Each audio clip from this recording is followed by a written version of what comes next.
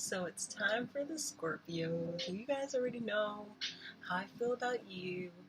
This is your reading for August, and I'm also doing the full moon reading, which is August 3rd. So this will be two readings in one. The full moon on Monday is actually called the Sturgeon Moon. The sturgeon is a prehistoric fish that was very, very popular in the Americas. Unfortunately, in the 19th century, due to overharvesting, they have definitely become very rare to find nowadays. So this is still called the Sturgeon Moon just because this is also a time where a lot of things are being harvested, like the bountiful sturgeon at one point. This moon is also known as the grain moon, the barley moon, the green corn moon, or the fruit moon. Either way, these are things that you can find being harvested in August. So hopefully these cards that I pull for you is your moment of harvesting, or enjoying the fruits of whatever labors you put in prior. So I'm going to be pulling 3 decks from my Rider-Waite Tarot deck for the month of August, and I'll be pulling 2 cards from my Thoth Tarot deck for the full moon. So here we are. Oh. Oh. Someone was gonna get it. All these readings couldn't be lighthearted. Someone had to get the smack down, and of course, unfortunately, it had to be you, Scorpio. Oh my god. And I know you feel smacked down. You see how depressed this person looks? This is the 5 of Cups. And as a Scorpio, you guys are a water sign, just like the cup suit. It's reminiscent of the water elements, but the 5 of Cups is specifically a Scorpio card. Actually, the first Scorpio card. This is so crazy. This is so crazy. So yeah, this is definitely y'all Scorpios, okay? The 5 of Cups is all about there being some sort of change, conflict, or kind of like chaos when it comes to certain relationships in your life. And this doesn't even have to be like an outwardly relationship. This could also include the relationship that you have with yourself. And I feel like I'm going to read this as an individual reading. So when I say relationships, please bear with me. I'm talking about the one that you have with yourself. Or if you feel like this can connect to a certain partner you have, take it as that as well. But yeah, the 5 of Cups is all about, like I said, having some sort of conflict, some sort of chaos when it comes to your emotions, when it comes to love in general, just that, love that someone can have for yourself, or any matters of the heart, anything that is weighing on you, right? With the Knight of Swords, though, as your focus card, this is actually a pretty solid reading. It's just this last card, I'm so scared. Anyway, with the Knight of Swords, this is all about making fast progress through your ideas and the things that you want to communicate.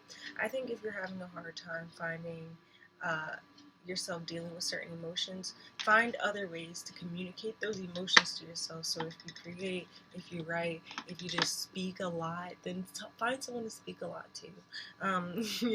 Just find a way to channel all of those emotions outwardly so that you can communicate those thoughts and they're not just weighing on your heart. With the last card I have here, though, unfortunately, is the Son of a Gun, the Devil card, right? This card is all about entrapment, having no roadblock. Unfortunately, I do feel like if you don't find a way to communicate these thoughts, you're gonna find yourself in a cycle of like hating yourself. Unfortunately, I don't like to say that, but it's gonna suck. It's gonna be a long month. August is going to feel so bleh. But I feel like, that's if you get trapped in that mindset. If you're not working actively through your emotions, then you're going to unfortunately be completely surrounded by them. So it makes sense to find a way to be a lot more, vocal about what you are going through and what you're feeling. With the full moon, I'm going to pull 2 cards. Okay. I pulled these 7 of discs in reverse. This is the card also says failure at the bottom. I don't think that you guys will be failing anything. It is in reverse, you know, but it is kind of like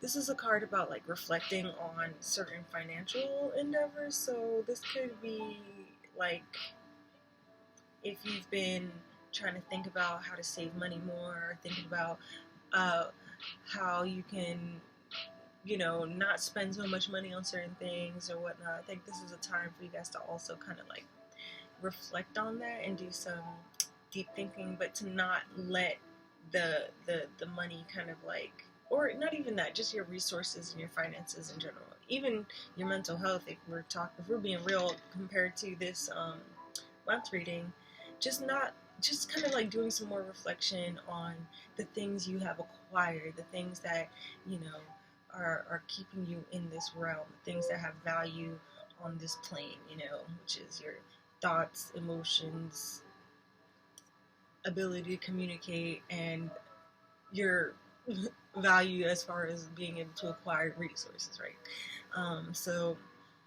I don't think this is a bad card to get. Like I said, I think you guys will just probably